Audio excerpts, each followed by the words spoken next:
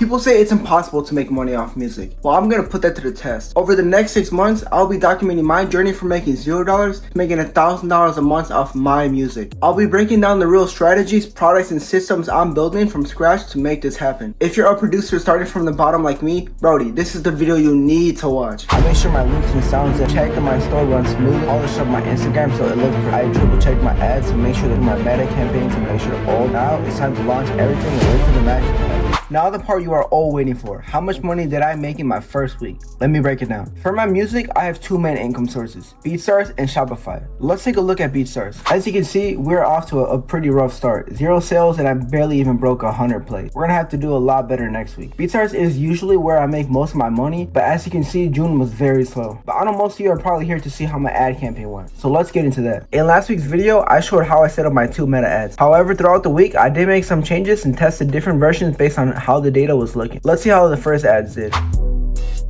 Crazy thing is, I actually got my first sale. Want to hear something crazier? The sale came 2 days after I turned my ads off. So all of these numbers probably look like some nerd nonsense. So let me break it down in simple terms. When it comes to ads, there's only 4 main metrics that I look at. The CPC, the CTR, the CPM, and the CPR. I know you're probably like, what did he just say? The CPC stands for the cost per link click, which is exactly what it sounds like. What it costs your ad to get somebody to click on your link. So usually I try to get this number to around $1 to $2. Next is the CTR, which is the link click-through rate. This is just a percentage of the total people who have viewed your ad and who have clicked on the link. So usually I try to get this number to around 3 to 4%. Next is the CPM, which is the cost per 1,000 impressions. This is just what it sounds like. How much your ad costs to get a scene to 1,000 people. I try to get this number to around $10 to $15. And finally is the CPR, which is the cost per result, probably one of the most important. It tells you how much your ad costs to generate one result, or in my case, one sale. So if my CPR is more than what my product actually costs, then that means I'm going to be losing money. So usually I would want to aim to get this number around 50% of the total product cost. Now that you understand what the metrics mean, let's see how the other ads I tested performed.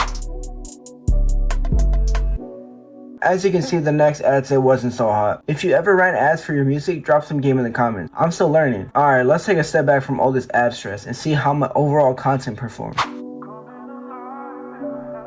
Not doing so well on Instagram and TikTok, and I got a total of 0 placements this week, but it looks like my YouTube is seeing improvement, and that's the most important and valuable to me. So to wrap things up, week 2 was not a huge financial success, only making $15 in revenue and having a negative balance overall, but it gave me valuable insight. I'm learning what works, what doesn't, and how to move smarter. Let's see what I will do this week to improve my results. The first thing I really focused on this week was getting more beat sales and placements. In my personal opinion, the best way to make that happen is by directly messaging artists and sending out beats myself. I've shown this process in detail in previous videos, but to quickly summarize, I search for rappers' ads on Instagram and then I DM them offering to work. Now only about 5 to 10% respond to the first message, but if you're messaging 100 artists a day, the results start adding up. I found that this direct outreach method is by far the most effective way to sell beats and build genuine relationships. And with the volume I'm doing of a bare minimum 50 DMs per day right now, I truly believe I can sell at least 3 beats next week if I stay consistent. This week I also added 2 more products to my store, which helps build both credibility and a stronger product gallery.